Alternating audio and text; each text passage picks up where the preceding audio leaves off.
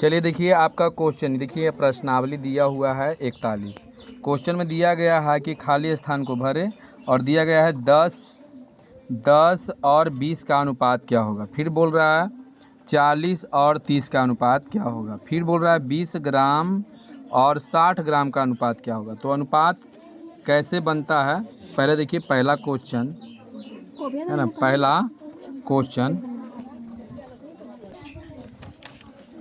पहला क्वेश्चन में आपको दिया गया है 10 है ना। देखिए 10 है ना, देखिए क्या दिया गया है 10 और 20 का क्या करना है आपको, अनुपात निकालना है। तो अनुपात इस तरह से हम निकाल सकते हैं। यहाँ पर लिखेंगे कि अनुपात बराबर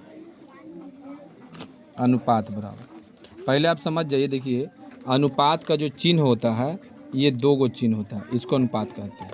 यदि मान लीजिए यहाँ पर लिखना है 2 और अनुपात 3, अनुपात को हम बट्टा भी कहते हैं। जैसे 2:3 है तो इसको हम 2/3 भी लिख सकते हैं, समझ गए। चलिए तो देखिए आगे कैसे बनेगा, किस तरह से बनेगा, ध्यान से देखिएगा। देखिए यहाँ पर हम क्या करेंगे, सबसे पहले इसको बट्टा में करेंगे, यानी 10 और बट्टा में 20 करेंगे। ठीक है, 10/20 करेंगे। अब क्या करेंगे, यहाँ पर देखिए तो 0 से 0 कैंसिल हो गया, 0 से 0 कैंसिल। एक मतलब कि 1/2 बचा, यानी इसको हम कह सकते हैं कि बराबर 2 नहीं, बराबर लिखेंगे 1, ऊपर ला है 1/2 आंसर है। इसी तरह से देखिए अगला क्वेश्चन आपका देखिए ख वाला क्या है, 40 और 30 का अनुपात निकालना है। 40 और 30 का, तो देखिए 40 और 30 का अनुपात हम किस तरह से कैसे निकालेंगे, ध्यान देना बढ़िया से। अब देखिए क्या करना है आपको, क्या करना है यहाँ पर अनुपात निकालना है।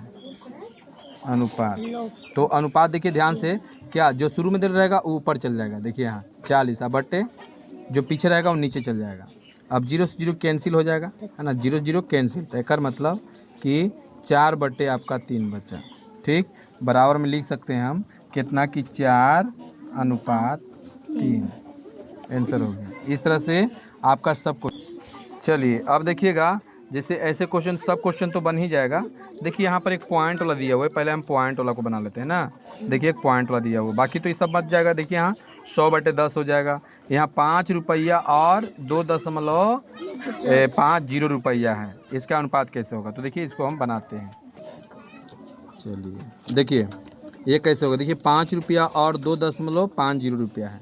तो सबसे पहले इसको आप बट्टा में कर दीजिए, तो बराबर 5 अब बट्टा में हो जाएगा 2.50। ठीक, अब लिखेंगे बराबर देंगे, इसे क्या लिखेंगे, बराबर देंगे। अब बराबर के बाद क्या करेंगे, तो देखिए ध्यान से क्या करेंगे, हम लिखेंगे कि 5 अब बट्टा, यहाँ लिखेंगे 250। ठीक, यहाँ दशमलव के बाद नीचे जो है के अंक के बाद दशमलव है 2 के बाद, तो कर बदली में ऊपर 2 जीरो दे दीजिए। ठीक, अब 1 0 से 1 0 खत्म हो जाएगा। और फिर कितना से कटेगा, 25 का 25 और 25 दूनी 50। एक मतलब कि आपका 2 अब बट्टा में कितना होगा 1, यानी कि 2/1 आंसर। ऐसे ही तो अनुपात बनता है। बोलिए समझ में आ रहा है कैसे बन रहा है ऐसे, है ना। देखिए दिया हुआ ना, रुपेश की ऊंचाई 150 सेंटीमीटर था, भूपेश की ऊंचाई कितना है 165 सेंटीमीटर है। तो रुपेश और भूपेश की ऊंचाई का क्या करना है आपको, अनुपात निकालना है। तो देखिए कैसे, 150 और 165 का अनुपात निकालना। क्वेश्चन हम उतार दिए, रुपेश की ऊंचाई 150 सेंटीमीटर और भूपेश की ऊंचाई 165 सेंटीमीटर।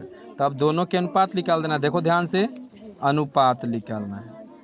तो अनुपात बराबर कितना हो जाएगा, तो पहले 150 लिखेंगे, अब बट्टा में 165 लिखेंगे, क्योंकि क्वेश्चन में बोल रहा था रुपेश और भूपेश का, है ना। रुपेश और भूपेश, तो शुरू में रुपेश दिया हुआ था, शुरू वाला लिखा गया। 5 से काटेंगे, पंक्ति आई 15, फिर 5 से पंक्ति आई 15 0।